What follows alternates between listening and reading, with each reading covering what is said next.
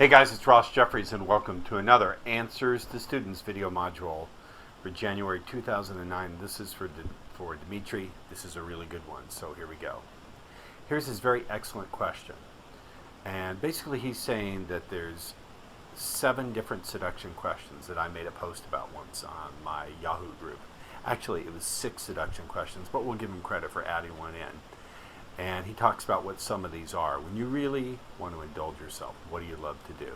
So he wanted to know more about asking the kind of questions that capture and lead a woman's imagination and emotions. Very good question. So let's get into his question about seduction questions. Now, as I've said before, anytime you look at any of the seduction tools that I teach you, it's very important to ask yourself, what is the tool designed to do? If instead of merely memorizing, you gain an understanding about what the tools are designed to do, then you can find your own applications that may apply to circumstances that I don't necessarily talk about or cover.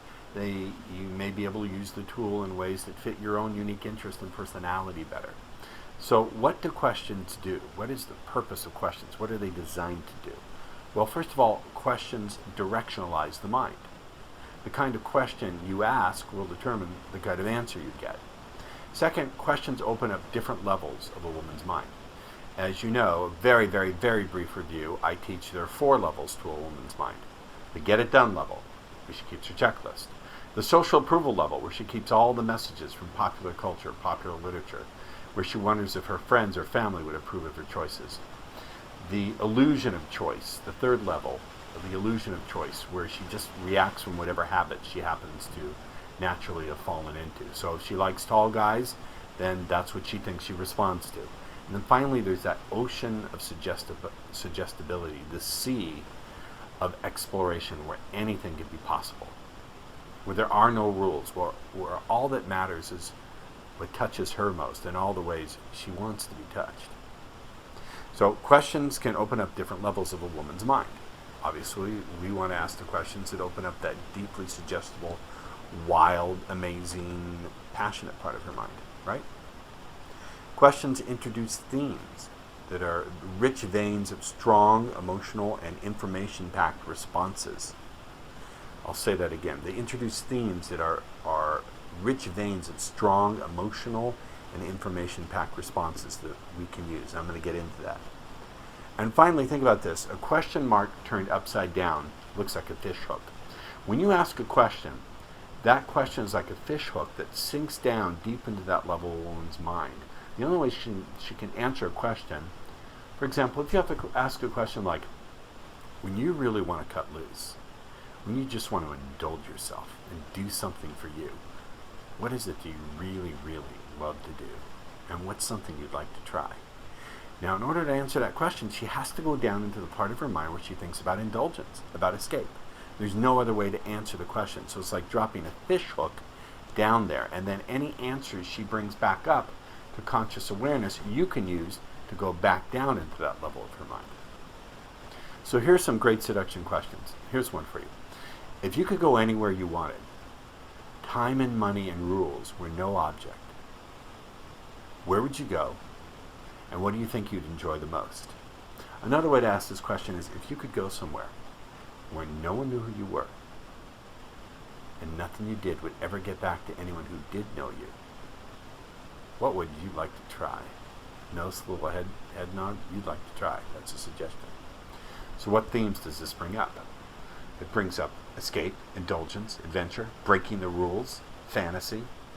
And again, what part of her mind does she have to reach down to in order to answer it? The part that fantasizes, the part that wants to escape. Here's another question for you to ask yourself. What qualities of personality does it let you screen for and screen out? If her answer to this question is a genuine, I don't know, does that sound like, excuse me, a juicy person? Or if the answer to her question is, I'm not going to tell you that, if she appears offended, what does that tell you? So you're screening for someone who's open and adventurous and friendly and who has a strong fantasy life. You get it? Then you want to ask a deepening question. You want to follow up. See, you can ask the best seduction question in the world, but you also need to know how to follow up and utilize the response. So let's get into utilization. You want to ask a deepening question. The deepening question is, what's your favorite part about that? What's your favorite part of that? Or what about that would you enjoy the most? So if she says, yeah, I would really love to go to Hawaii and lay out in the sun and feel the sun just soak into my muscles. When you ask, what's your favorite part of that? Then what that does is narrow down the experience to what's most enjoyable. So the first question gets her thinking about what's enjoyable, but when you ask, what's your favorite part of that? Or what about that would you enjoy the most? It requires her attention to sort through the entire pleasurable experience. So she has to run in her mind the entire pleasurable experience and then pick out those aspects that she most wants. See? Very clever. It creates what we call a metastate. A metastate is a state of reflection upon a primary state of pleasure. Now, here are the kind of responses you'll get to these kinds of questions, both the initial question and the deepening question. You're going to get the responses that fall into one of the following categories. Here we go. Here are the possible responses. First of all, you get no strong responses at all. The woman is just flat. No response. But, I don't know. So there's no strong verbal response, no strong nonverbal response. You could get a strong, negative, nasty response like, fuck you, I'm not going to tell you, or why should I talk to you? This is very unlikely. I can't remember a time I've ever gotten a response like that. Here come the interesting ones. You could get a strong, positive, information-rich verbal response, but little nonverbal response. What do I mean by strong, positive, information-rich verbal response? I mean, she says things like, well, I would go and I would absorb, blah, blah, blah, blah, blah, blah, blah, blah, blah, energy, blah, blah, blah, blah, blah, blah, blah, melt, absorb, energy, melt are her trance words, her verbal responses. It's possible you could get a strong nonverbal response. What do I mean by that? Her face flushes, her nipples get erect. She goes, Now you could say to me, Ross, isn't that a verbal response? No, by verbal response I mean it's words, not sounds. We're going to include sound as a nonverbal response. So she could give you a strong nonverbal response, but little verbal information-rich response. And the great category is strong verbal and nonverbal responses. Excuse me. So let's define my terms. What do I mean by information-rich verbal? This means she reveals her own personal trance words, as I just said. Karma, connection, awesome, yum. Okay? Then, am I contradicting myself? Didn't I just say and yum are not verbal responses or nonverbal? We're splitting hairs. Just say they're good responses, okay? And yum. Whether you want to count it as a verbal, because it's coming out of her mouth, or a nonverbal, because it's not a word, you could let it fall either way. Then there's strong, positive, nonverbal responses. You'll see her face flushing, a sharp intake of breath, you'll see nipple erections, and then you'll see what I call personal anchors. Personal anchors are, as she starts to answer your question, she'll go, or, okay, these are the gestures, the postures, the facial expressions that trigger the full range of feelings and verbal and internal imagery and that sort of thing. So you see strong nonverbal responses. She may go and then start talking. So is what she does with her physiology to set all of those patterns of thinking into play, into motion. So you can see how noticing those things would be very useful. So how do we utilize these different possible response combinations? Remember, the formula is going to be you're going to elicit the answer with the questions. You're going to notice what she gives you. You're going to utilize what she gives you, and then you're going to test for behavioral readiness. That sounds complicated, but we're going to go through it. So you're going to evoke the response by asking a question. You're going to notice what she gives you. You're going to utilize it, and I'm going to show you what that means in a minute. And then you're going to test for behavioral readiness. So how do you utilize the various different response possibilities? Let's say you get the first response, which is no response. The woman's flat. What are your options there if she has no response at all? Well, you can introduce a different question or a different theme. So if you ask the question, when you really like to cut loose or indulge yourself, what is it that you love to do? If she doesn't respond very well, introduce a different question, a different theme. Say, what's it like when you really, really connect deeply with someone? If you were to feel that with someone, that kind of, click, what do you think are the 2 or 3 things about you that would make this person realize you want more? Do you understand? You can ask a different question that involves a different theme. You can fractionate the vibe. If she doesn't respond, you could go to something funny. So you could tell a joke, and that joke could be just loaded with embedded commands to get her sexually aroused. Or you could go to another vibe. You could say something about yourself that's self-revealing. You can prime the pump. How do we prime the pump? We prime the pump by going into a classic memorized pattern, like the blowjob pattern or the Discovery Channel pattern. You use your own memorized patterns to try to get her imagination fired up and going. Or, option D, Snagglepuss. Exit stage left. If you don't know who Snagglepuss is, Google him. Snagglepuss was a cartoon lion that I used to watch as a kid, and he would always say, exit stage left, or exit stage right, and he'd leave. So, do a Snagglepuss. Let's say she has a strong, nasty response. Remember, one of my rules for meeting women, I seldom take a woman's first response to me as written in stone.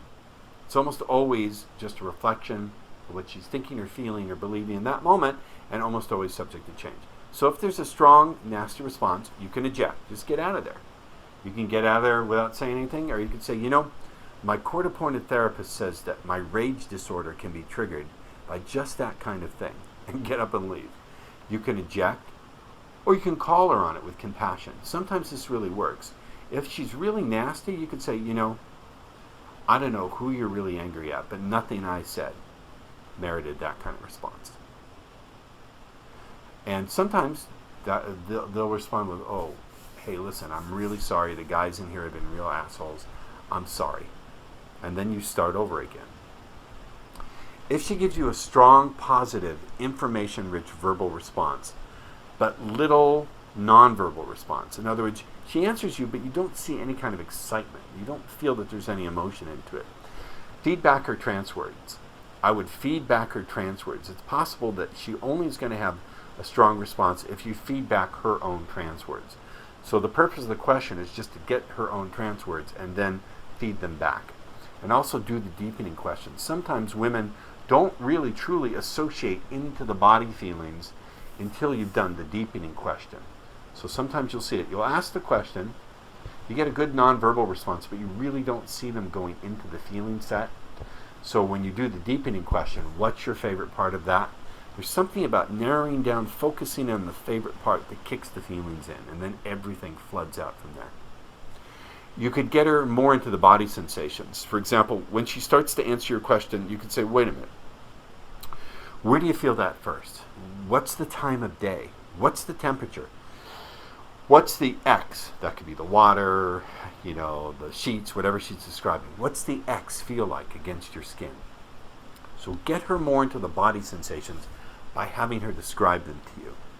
Remember, essentially this is about getting her associated into the feelings. And if she's having this kind of response, she's getting the idea, but she's not in the idea. There's a difference between getting the idea and being in the idea. So she's not in it, she's not having the feelings. This would cause her to get into the feelings. This is a very important troubleshooting point. It's possible also that she's just a conceptual thinker. So rather than talk about her directly, talk about, men and women. I think it's so interesting how men and women really connect. Or isn't it interesting how people connect with their deeper feelings? So don't talk about her, but talk about people in general, or talk about your friend Debbie. Do you understand what I'm saying? Here's the next set of possibilities. You get a strong, positive, nonverbal response, but little or no verbal information-rich response. So you see she just flushes, her nipples are erect, her lip gets bigger, she starts breathing harder, she's twitching around in her chair, but she's not saying much. No problem. What you want to do is anchor that response. So when you see her getting all hot and bothered, you can tap an object. I'll tap a glass like this. You understand? Or I'll take a glass and I'll move it closer to her as she's having the response. That anchors the response to the glass. Or I'll tap on my chin while she's having the response. That anchors the response to the gesture and my facial expression while she's having the response. Very good stuff. So who cares whether she's giving you information? If she's getting hot and bothered and you can grab hold of that anchor and fire it off, often that's all you need to do. Another example is to use thought-binding language. Now, we've been through thought-binding language before, but oftentimes I don't want the verbal response with some questions. Let's say you ask her the question, if you could go somewhere where no one knew who you were and nothing you did could ever get back to anyone who did know you, what kind of things can you picture yourself trying? What kind of things would you love to try? And she's going to start running those thoughts through her head. But here's what you can do. Before she even answers, you can say, I find when I let those thoughts run through your mind, really see the images, feel all the feelings, it's the kind of thing that could cause a person to come over and over again to one conclusion, that there's an opportunity you see in front of you, a new direction you want to take. Anyway, when you were a little girl, was there a favorite candy that was the king of your candy castle? So you can use that thought-binding language, and with that thought-binding language, essentially you're commanding her to see the images running through her mind, run them over and over again, make them bigger, and feel all the feelings to the point where she sees there's an opportunity that she has to act on. So you can use thought-binding language. Also, you can quote a friend. If you're getting strong, positive, nonverbal responses, and you feel you want more than that, you want an information-rich response, you can quote a friend. You can say, my friend says it's like you X, Y, and Z. And then you say, do you think that's true for you? And see if she gives you a verbal response there. And then, but you don't need to do that. I just want to tell you, if you're getting these incredibly fantastic, strong nonverbal responses, anchor them and use thought-binding language. And then test her physical readiness. Close. Go in for the kiss. Rub the back of her neck. If she moans and her nipples get bigger than they already have just gotten, go for it. Now, best case scenario, you get strong positive information-rich verbal responses and strong positive nonverbal responses. In that case, you're going to anchor. You're going to feed back personal trance words. We've gone through these. You can amplify with sexual metaphors. You can say, my friend says when you really feel all that, imagine all the things you want to do. It's like there's a new direction you want to take inside. You can feel yourself about to come so strongly to one conclusion that you can feel your opening for something amazing, that you want to put your finger on the source of this excitement. You see what I'm doing, guys? So you can amplify with sexual metaphors, quotes, and, of course, touching. If you have my Advanced Irresistible Arousal DVD, you know about that. Certain touch spots on the thumb, the palm of the hand, the back of the neck, etc. And then get your condom out. Remember, everything you're doing is to calibrate and observe for physical readiness. If she's ready and just foaming in her panties, you've got to make a move. Now, I don't like the term make a move. That implies that you're trying to get something, but test her physical readiness. I want your feedback on this. So I'd like to know, if you like this topic, do you think it would make a great special video broadcast on my Ustream channel? I want to know if this was useful for you. I want to know, did you go and try it? Did you go out and use it? Everything I've talked about in this particular module is covered in massive detail in the 3.0 course. So if you're watching this and haven't already got it, there's the link, www.speedseduction.biz/30promo.